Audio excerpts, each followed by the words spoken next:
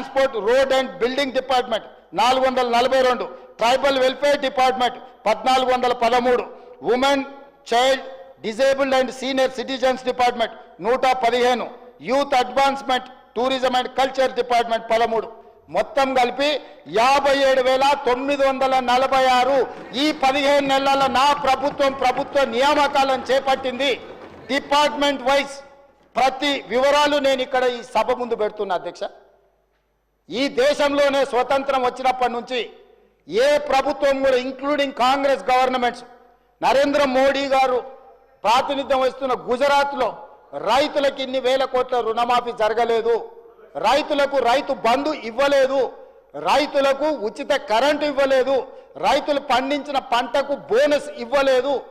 రాష్ట్రంలో ఉన్న అప్పులను వాళ్ళు చేసిన అప్పులన్నిటికీ మళ్ళీ అప్పులు చేసి తిరిగి చెల్లించి 1,52,000 కోట్ల రూపాయలు తిరిగి చెల్లించి ప్రతి నెల 1వ తారీఖు నాడు ప్రభుత్వ ఉద్యోగులకు 1వ తారీఖు నాడు జీతాలు ఇస్తున్నాం. మీరు ఉన్నప్పుడు నెలాఖరు వరకు కూడా ప్రభుత్వ ఉద్యోగులకు కూడా విడతల వారీగా జీతభత్యాలు ఇచ్చిన మీరు ఇవాళ మమ్మల్ని నా తప్పు పట్టేది. ఇవాళ 57,946 ఉద్యోగాలు మేమిస్తే మీ కుటుంబంలో 2 కారుణ్య నియామకాలు 4 మంత్రులు తీసుకున్న మీరు మాకొచ్చి ఇక్కడ నించొని నీతులు చెప్తారా? మీ నీతులు చెప్తే మేము వినాలా? కాబట్టి ఇప్పటికైనా మీ ఆలోచన విధానాన్ని మార్చుకోండి. మేం కక్ష సాధింపు రాజకీయాలకు పాల్పడడం లేదు. మేం కక్ష అంటూ సాధించడం మొదలు పెడితే మీరెవ్వరు ఇక్కడ ఉండరు.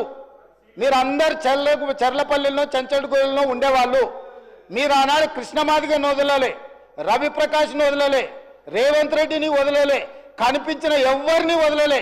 ఈ రోజు మీరు వెనుకేసుకొచ్చిన ఎవరైతే జర్నలిస్ట్ అనే ముసుగు తొడిగి మీరు పోయి కలిసి వచ్చిండ్రో, ఎస్సీ ఎస్టీ కేసు పెట్టి మీరు జైలు వేస్తే ఆ అమ్మాయికి కూడా అడ్వకేట్ని పెట్టి బెయిల్ ఇప్పించింది నేను. ఇవాళ మీరు మీ దగ్గర అక్రమ సంపాదన ఉందని చెప్పి అబద్ధాలు ప్రచారం చేసి ఈ ప్రభుత్వాన్ని బద్నాం చేయాలని నోటికొచ్చింది మాట్లాడితే ఎట్లా అధ్యక్ష? ఇప్పటికైనా 10 సంవత్సరాలు మీరు చేసిన అప్పులకు తప్పులకు తెలంగాణ రాష్ట్రం శిక్ష అనుభవిస్తుంది. ఈరోజు తెలంగాణ రాష్ట్రానికి ఉన్న అప్పు మీరు చెప్పినట్టు మేము ఒకవేళ 1,88,000 కోట్ల అప్పు చేసి ఉంటే, 1,58,000 కోట్ల అప్పే మేము చేసి ఉంటే ఈ అప్పు ఈరోజు 8 లక్షల పై కోట్లుగా ఉండేది. కానీ ఈరోజు తెలంగాణ రాష్ట్రానికి ఉన్న అప్పు 1/28/2/2025 నాటికి 7,38,707 కోట్లు మాత్రమే అప్పు ఉన్నది. ఇదేం తక్కువ కాదు. ఇవన్నీ మీరు ఇచ్చిపోయిన వారసత్వం. వారు ఆస్తులు సృష్టించడం అంటారు. ఏం సృష్టించారు అధ్యక్ష? ఒక్కటి చెప్పు. కాళేశ్వరం. మా వెంకటరెడ్డి గారు చెప్పారు అది కూలేశ్వరం అని. 3 ఏళ్లలో 1,02,000 కోట్లు కాంట్రాక్టర్లకు పే చేశారు. మొదటి 5 సంవత్సరాలు ఒక ఆయన మంత్రి, 5 సంవత్సరాలు ఇంకొక ఆయన మంత్రి. ఆ శాఖకు ఇద్దరు కలిసి పోటీలు పడి మొత్తం వాళ్ళ ఇంజనీరు, సైంటిస్టు, డాక్టరు, లాయరు, ఒకటి గోవింద సినిమా ఉంటుంది. వాళ్ళ ఇంటి నిండా ఫోటోలు ఉంటాయి. డాక్టర్గా, లాయర్గా, ఇంజనీర్గా, సైంటిస్ట్గా. నిజంగానే అమ్మాయి పెళ్లి చూపులకు వచ్చి అవన్నీ చూసి ఇవన్నీ చదువుకుంటాం, పెళ్లి చేసుకుంటుంది. తర్వాత చూస్తామని గోనమాలు కూడా రావు, ఇడిచిపెట్టి పోతా అంటది. ఇంకా పెద్దలందరూ కూర్చొని పంచాయతీ తెస్తారు. అట్లా కాదురా నాయన, పెళ్ళి అయితే ఎట్లో గట్లా సంసారం చేయి, ఇట్లా కాదు, కుదరదు, వాడికి ఫోటోలు దిగ పిచ్చి ఉన్నది, ఇవన్నీ పిచ్చి పనులు చేస్తుంటాడు, కాకపోతే మనిషి మంచోడే అని. ఇవాళ డాక్టర్లు, లాయర్లు, ఇంజనీర్లు 80,000 పుస్తకాలు అన్నీ మీరే చదివినాం అని చెప్పి కడితే అది కుప్ప కూలిపోయింది. దాంట్లో నీళ్లు నింపండి అంటుండు. నీళ్లు నింపితే కొట్టుకపోతుందని ఎన్డీఎస్ఏ చెప్తుంది. నీళ్లు నింపి కొట్టుకపోతే చూసినావా కాంగ్రెస్ వాళ్ళు, మేము కడితే కూలింది ఇప్పుడు వీళ్ళు కొట్టుకపోయేటట్టు చేసిరని మమ్మల్ని బద్నాం చేయాలని కంకణం కట్టుకొని తిరుగుతారు. 5 మంది రిటైర్డ్ చీఫ్ ఇంజనీర్లతో వాళ్ళే కమిటీ వేసారు కూలేశ్వరాన్ని ఎక్కడ కట్టాలని. ఈడ కడితే గ్యారెంటీగా కూలిపోతుంది, ఇది మాత్రం వద్దని వాళ్ళు వేసుకున్న రిటైర్డ్ తెలంగాణ ఇంజనీర్లు నివేదిక ఇచ్చారు. తుమ్మిడేటి దగ్గరనే కట్టండి, తర్వాత ప్రత్యామ్నాయాల కింద ఒకవేళ మీరు మేడిగడ్డ దగ్గర కట్టిరాలంటే ఇది కుప్ప కూలుతుందని వాళ్ళు తెలంగాణ వచ్చిన తర్వాత విజ్ఞత కలిగిన తెలంగాణ రిటైర్డ్ చీఫ్ ఇంజనీర్లు 5 మందితో వాళ్ళు కమిటీ వేస్తే కమిటీ స్పష్టమైన నివేదిక ఇచ్చింది అధ్యక్ష అక్కడ కట్టొద్దని. కానీ భరితెగింపుతోనే అక్కడ కడితే అది కూలిపోయింది.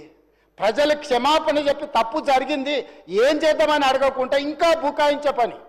అంతకుముందు ఏ ఊర్లో ఏది వండని, 7 జొన్నలు వండని, ఆమ్దాలు వండని, కొడంగల్ కందులు వండని, తాండూరులో ఏదన్నా వండని, కాళేశ్వరం నీళ్లతోనే అని. సూర్యాపేటలో ఏదన్నా పండితే అదే అంటారు, ఈడైతే అదే.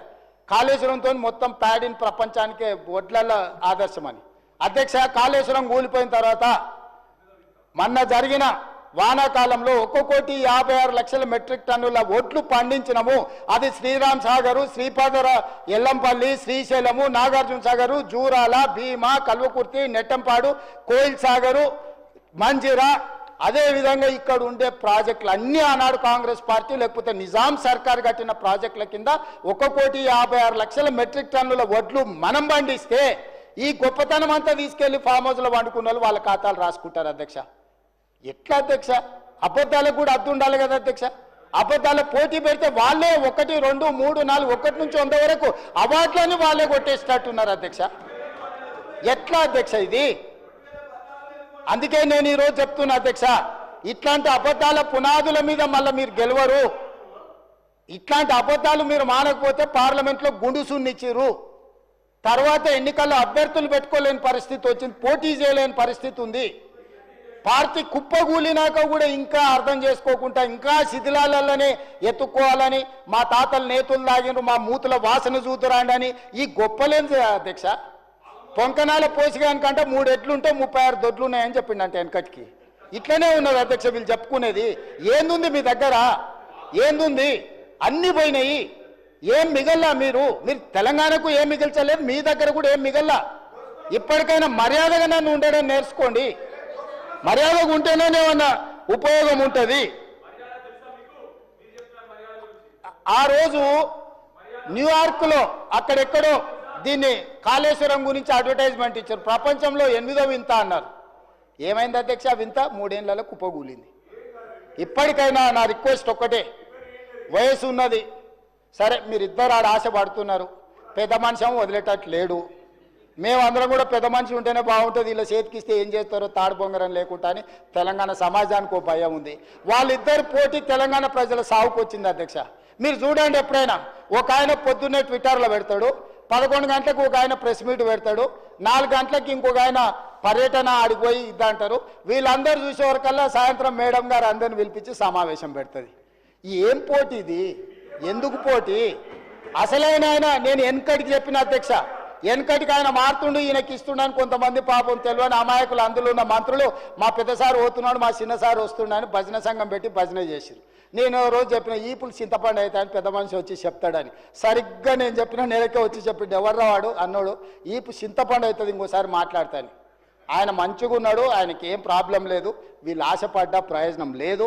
ఆయన బాగుండాలి, 100 ఏళ్ళు ఆరోగ్యంగా ఉండాలి, ఆయన ప్రతిపక్షంలో ఉండే ఆయన అనుభవాలతో మాకు సలహాలు ఇవ్వాలి. వాళ్ళిద్దరు ఆశపడి పోటీ పడి పెద్ద మనిషికి ఏమైనా ప్రమాదం తెచ్చేటట్టున్నారు అధ్యక్ష. మీరన్నా ఆ వేదిక మీద నుంచి ఆ పోలీసు వాళ్ళకు కొంచెం ఆదేశాలు ఇచ్చి వీళ్ళకు కూడా ఏదైనా జ్ఞానోదయం కలిగేటట్టు ఏదైనా 4 మంచి మాటలు చెప్పండి అధ్యక్ష. మా పెద్దలు జానారెడ్డి గారన్నా లేకపోయారు ఈ సభలో, కనీసం వాళ్ళకి ఏమైనా మంచి వచ్చేటో చెప్పనీకే. కాబట్టి దయచేసి ఇట్లాంటి పనులు మాని మీరు ప్రతిపక్ష పార్టీగా మీరు సలహాలు సూచనలు ఇవ్వండి, మాకేం అభ్యంతరం లేదని నేను తెలియజేస్తున్నా అధ్యక్ష. ధన్యవాదాలు అధ్యక్ష.